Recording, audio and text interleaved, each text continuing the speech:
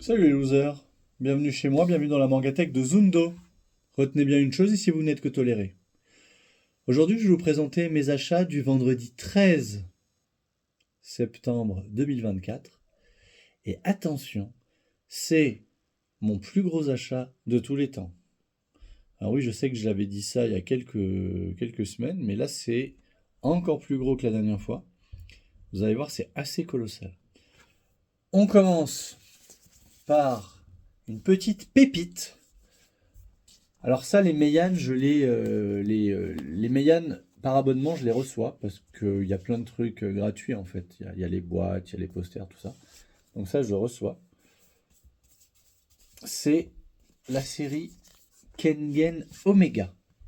Donc Kengen Omega, c'est une série d'Aroméon au dessin et de Sandrovic Yabako au scénario. Donc c'est le 13, 14, 15 et 16 qui viennent juste de sortir. Kengen Omega, c'est la suite de Kengen Ashura, qui était un super manga de baston dans la digne lignée de Baki. L'auteur part très vite sur un tournoi. C'est ce qui fonctionne bien en général, hein. Ça a toujours bien marché depuis Dragon Ball, même avant. Enfin, les, tous les shonen de baston proposaient des tournois. Baki a proposé des tournois dès la première série. Donc, là, on en est à une partie tournoi. Je pense que dans les 4 tomes qui viennent, on va terminer. C'est un dessin vraiment sympa.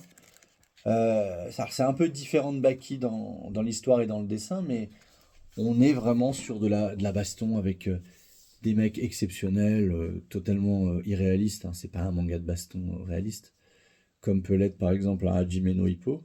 Vous voyez la plupart des tomes derrière, et qui est vraiment totalement réaliste. On a MMA, un manga sur le MMA qui est très réaliste aussi. Là, c'est du totalement irréaliste, mais c'est justement ce qui fait plaisir. Donc moi, j'adore la saga des Kengan. En plus, ce qu'a fait Meian, comme très souvent, comme tout le temps même, c'est magnifique. Vous voyez, c'est du vernis sélectif. Devant, là, c'est ultra brillant. C'est super beau. Chaque tome est d'une couleur différente.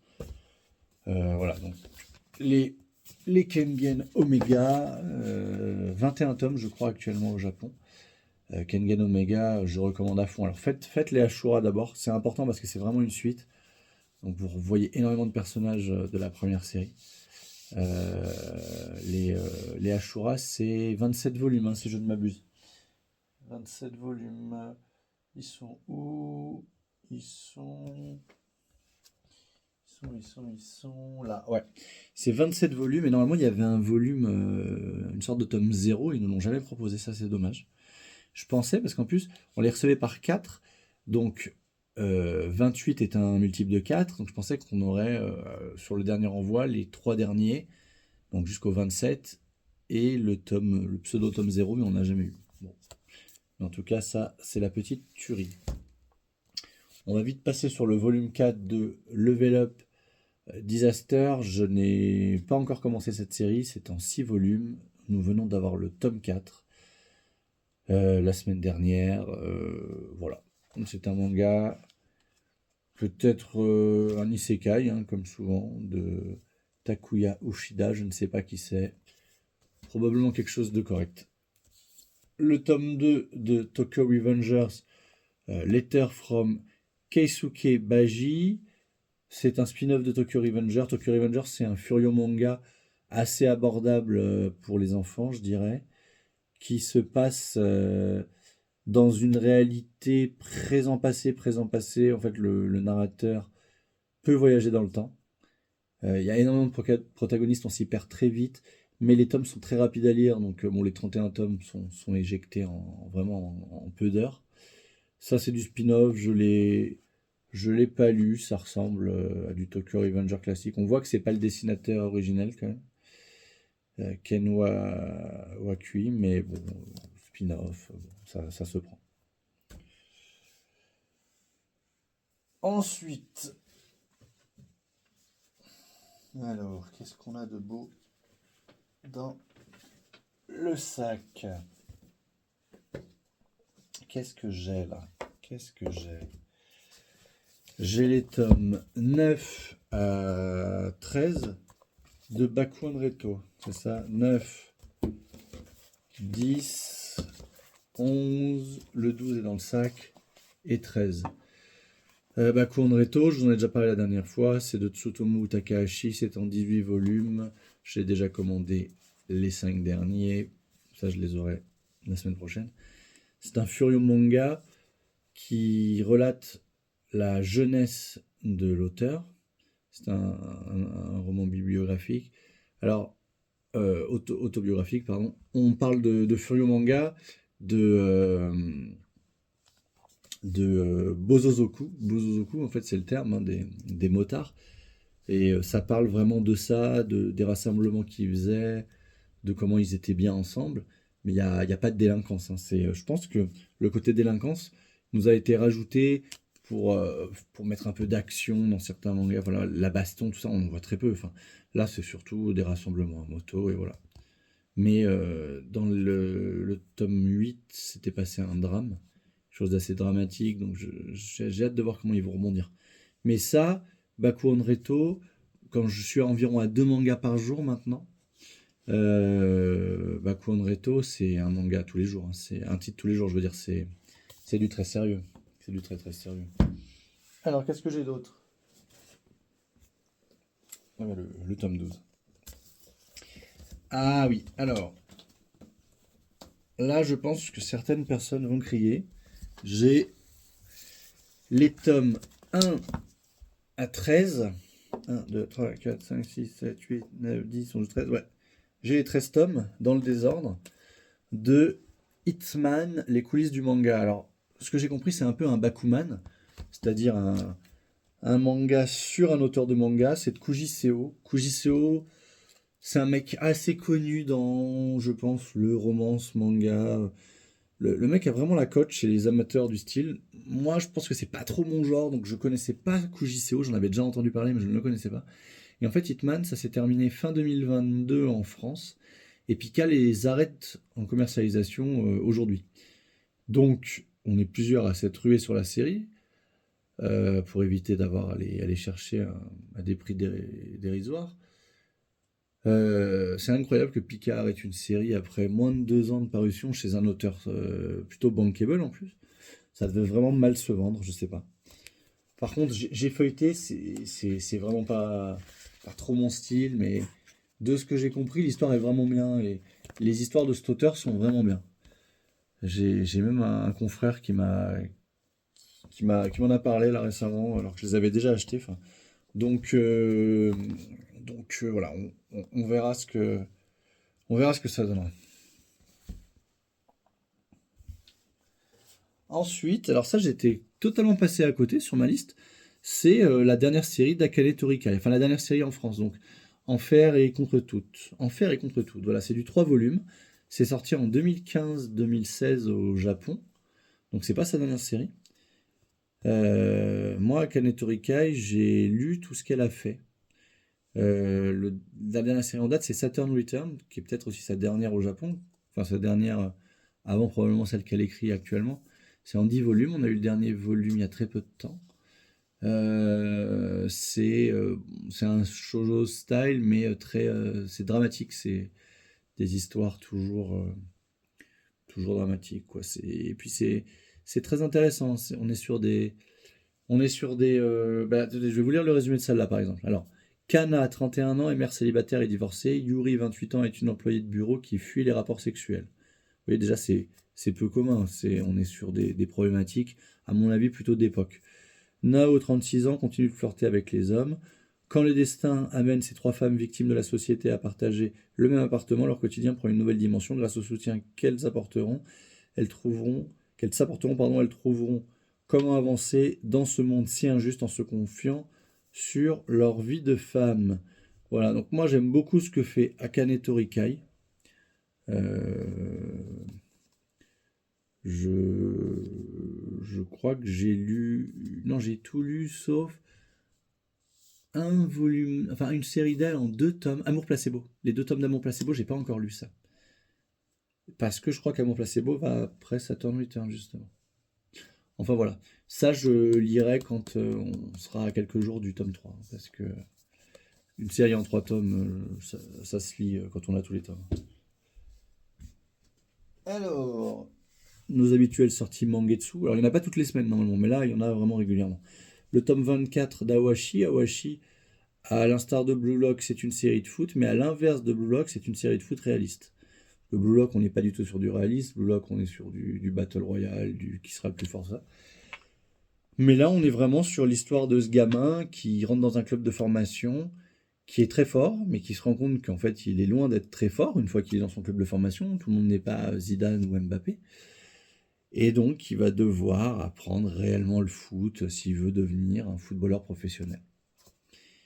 Donc, c'est de Yugo Kobayashi. Je crois qu'au Japon, on a dépassé les 40 tomes. Donc là, c'est le tome 24. Je ne sais pas jusqu'où ça va aller, mais cette série est vraiment très intéressante. Le dessin peut paraître un peu complexe de prime abord, mais en fait, l'action y est vraiment intense. On n'a pas que des matchs, hein. On a vraiment des séries de tomes qui ne montrent que des entraînements ou autres, et puis parfois on a des matchs. Non, c'est vraiment une série sympathique. Ça, je suis à jour sur les lectures. Bon, un petit blockbuster, le tome 12 de Kaiju Number 8 de Naoya Matsumoto. C'est une série sur les kaiju, donc un peu les monstres à la Godzilla, et une équipe de personnes qui essayent de les maîtriser, de les tuer. Sachant que lui, en fait, il porte en lui le kaiju numéro 8. En fait, ils évoquent kaiju quand c'est vraiment les très très gros kaiju, sinon c'est les yonko, je crois, un truc comme ça, je sais plus. Il va être écrit. Non, je sais plus. Tiens, ça c'est la couverture originale, ça c'est la couverture collector. Et il nous dit que ils ont enfin l'animé, c'est ça? Et là, on a chapitre 97. Tiens, la prochaine fois, le chapitre 100. La diffusion de l'animé sur le point de commencer. Ouais, donc ça a dû commencer. Donc, c'est chez Crunchyroll, anciennement Kazé. Et ça se lit très bien. Ça se lit très vite, ça se lit très bien. C'est du shonen sympathique. Alors, le décalé d'une semaine, normalement il aurait dû sortir la semaine dernière, c'est The Fab tome 18. J'adore The Fab, je suis totalement à jour. Par contre, là, Pika commence à nous espacer les tomes, alors que ça fait que 22 tomes, c'est un peu insupportable. Donc The Fab, ça parle de ce gars-là, qui est probablement le meilleur tueur à gages de son époque, mais qui va devoir se mettre au vert pendant un an dans une filiale de la boîte de son patron, donc qu'il engage en tant que tueur à gages, avec une autre nana qu'il fait passer pour étant sa sœur, mais qui est normalement la nana qui l'aide un petit peu sur ses assassinats. Et en fait, il découvre en fait la vie plus ou moins normale, mais bon, on n'est pas non plus au niveau de la voie du tablier, hein. Il y a quand même une vraie histoire où lui doit plus vraiment faire son boulot, donc on le voit en tant que personne à peu près normale, qui a un boulot. En fait, son boulot, c'est dessinateur pour enfants. Le gars, il fait des dessins dégueulasses, mais en fait, ça marche bien au niveau des enfants. Enfin bon, bref, il y a toute une histoire. Ça se lit très très bien. Le dessin est comme ça, voilà. C'est de Katsuhisa Minami. On l'aime bien. C'est assez loufoque, mais sans vouloir être un manga drôle. Mais en même temps, ça l'est. Manga très très intéressant. Alors, il y a comme quelqu'un un peu de pince sans rire, qui ferait rire un petit peu, malgré lui, ou qui aurait vraiment un humour de très grande qualité. On n'est pas sur Kev Adams, quoi. Alors, le tome 5 de Welcome Back Alice, ça c'est la dernière série de Shuzo Oshimi, un auteur que j'adore, dont j'ai toutes les séries. Dans l'intimité de Marie, Happiness, le presque terminé Les liens du sang, je crois qu'il nous reste que 2 tomes, mais un temps fou à le sortir. C'est insupportable. C'est chez qui déjà? C'est chez Kyun, hein? C'est chez Kyun, Les liens du sang, ouais, c'est ça. Allez, hop. Voilà, tome 15. Ouais, je crois que ça fait 17 tomes, on va bientôt avoir le 16. Enfin, je pense que Pika va terminer Welcome Back Alice avant, puisque ça fait que 7 tomes. Alors, Welcome Back Alice, c'est l'histoire de cette femme qui en fait est un homme, mais travesti, et qui revoit son meilleur ami d'enfance parce qu'il revient, alors qu'il s'était quitté en primaire, il revient au lycée. Et en fait, il essaye de l'attirer plus ou moins gentiment quand même, mais de lui donner en fait le goût de la passion amoureuse, des relations sexuelles, tout ça, enfin des baisers, machin. Sachant que lui, il est amoureux d'une nana, ça doit être elle, mais elle, du coup, elle se sent en concurrence avec lui, elle. Hein, on dit elle maintenant, enfin, moi, je sais pas. Et du coup, elle lui va aussi essayer de lui faire goûter de sexe. Enfin, bon, bref, on est sur un triangle amoureux. Alors, je sais pas qui est cette personne là qui vient foutre sa gueule sur le tome alors qu'on sait absolument pas qui c'est. Bon, bref. La particularité de cet auteur, de Shujo Oshimi, c'est que si vous avez besoin de rusher une série manga, vous lisez ça. Je pense que le tome, vous pouvez le faire en 2 minutes. Il n'y a quasiment pas de texte. Voilà. À l'instar d'un Blame, par exemple, de Niei. Enfin bon, bref. Voilà, très sympathique. Moi, un auteur que j'adore. Ensuite, Golden Gold, hein, de Seita Orio. Ça, c'est le premier tome version poche du Lézard Noir. C'est l'histoire d'une idole, d'un Fuko Kami, un truc comme ça, qui a été retrouvée sur une plage par cette gamine, et qui en fait apporte la prospérité sur une île, mais on sent qu'il y a un truc malsain. Alors ça, c'est le tome 7. Moi, je suis à jour. C'est vraiment une série intéressante, intrigante. On ne sait pas vraiment à quel moment ça va partir dans l'aurore pure, mais tiens, on est totalement à l'envers dans le tome, on va remettre à l'endroit.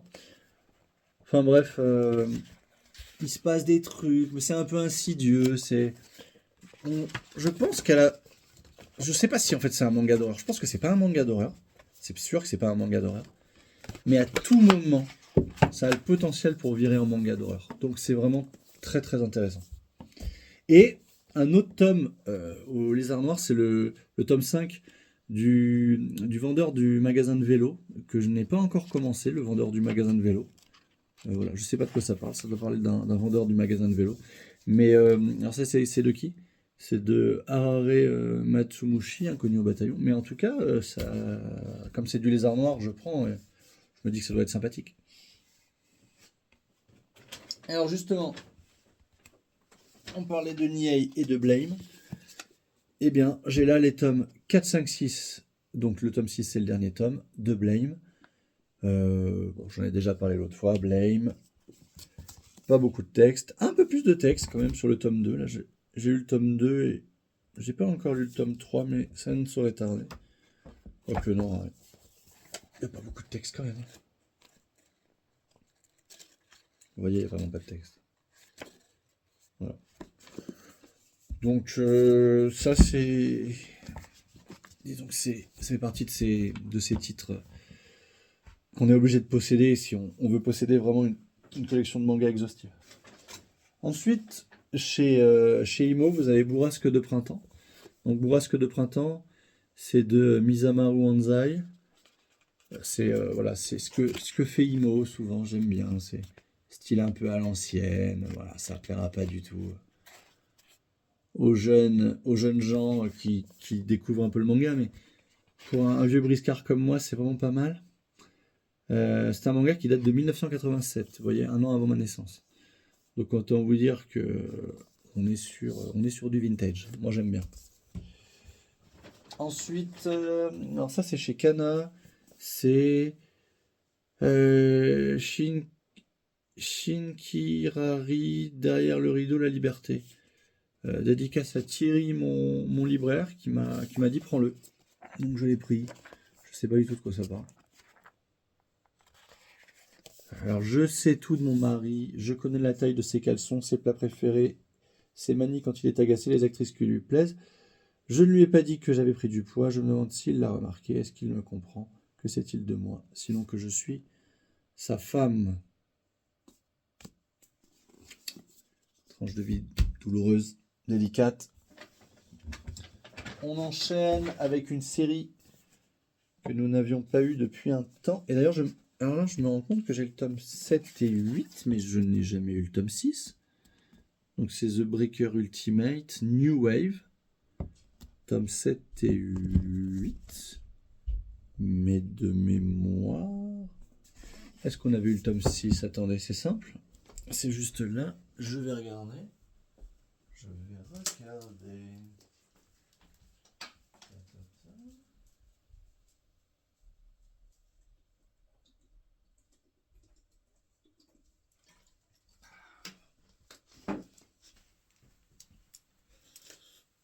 profité pour boire un petit peu d'Evian. Alors oui, nous avions les 6 premiers. Autant pour moi.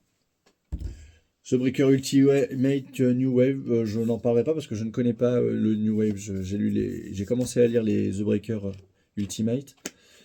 Je sais pas si ça me plaît vraiment, mais bon, c'est une série que je vais m'approprier avec le temps, un peu plus tard. Ensuite, au Lézard Noir, nous avons La résidence où l'on meurt en silence de Nazuna Saito. Nous sommes dans une cité HLM vieillissante, autrefois ville nouvelle, dynamique. Cet endroit ne compte aujourd'hui plus que des personnes âgées, isolées et leurs chats, avec pour seule perspective de finir leur vie dans la solitude. Point d'interrogation. Voilà. Ça s'annonce vraiment humoristique, j'ai l'impression. Pas du tout. Alors encore un truc que Thierry m'a fait prendre. Croissant amoureux. Croissant amoureux de Yasutoshi Kurokami. C'est même pas classé dans les mangas, ça. C'est classé BD. Mais parce que c'est en sens occidental en plus. Mais je pense, en fait, il y a des auteurs japonais qui peuvent très bien écrire de la BD. Mais je pense que ça a été plus écrit dans cette veine-là. Japon 2050. Le lycéen Kurosawa Kodai tombe sous le charme de Bhagavati Tovarma, une étudiante indienne. Avec l'aide de son ami Shoko Laten, il va tenter de se rapprocher d'elle. Voilà le début d'une aventure totalement déjantée, tantôt comique, tantôt romantique, tantôt mordante. Voilà, il m'a dit ça c'est incroyable, il faut que tu prennes. J'ai pris. Moi je suis comme ça, moi, je suis bon acheteur. Je suis bon client. Le tome 4 de Sous-Bouteille de Kazuhiro Fujita, l'auteur de Karakuri Circus, de Moonlight Act, de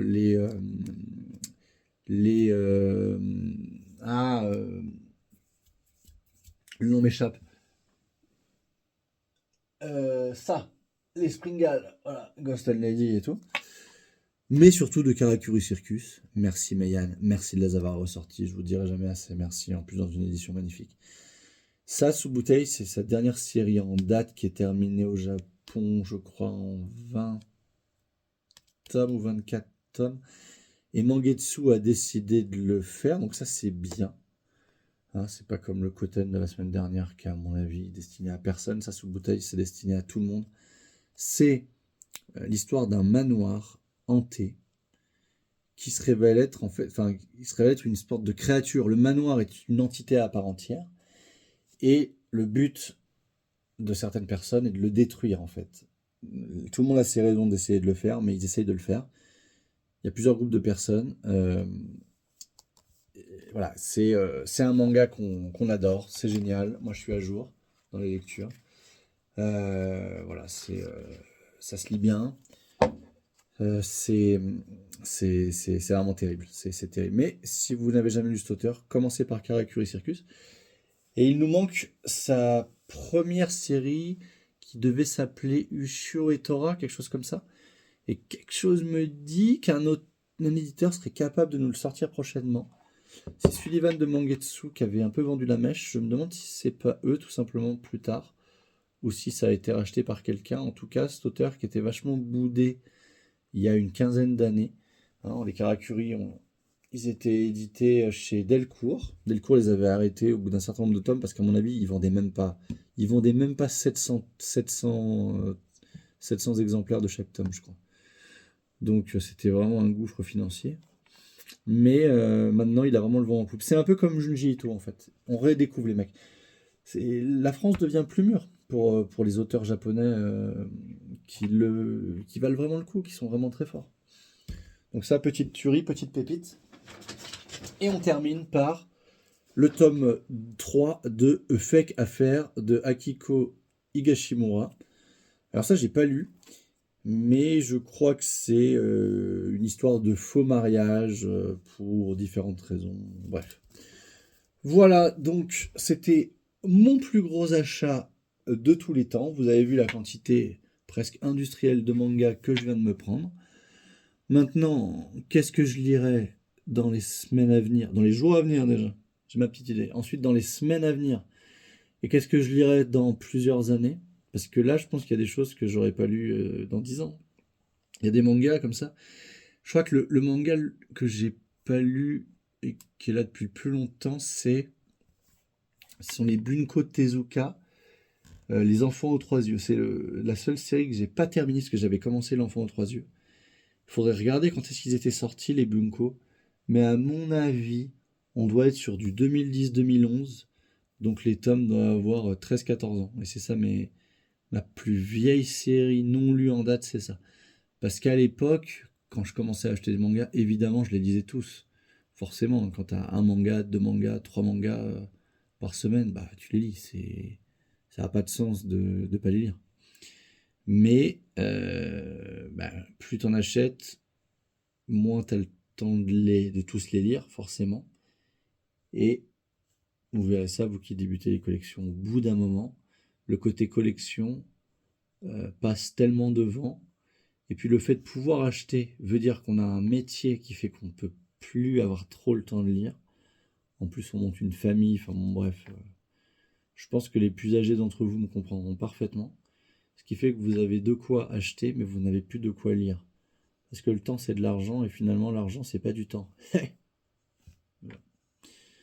Donc, je vous embrasse. Je vais aller me coucher parce que je tourne relativement tard, là.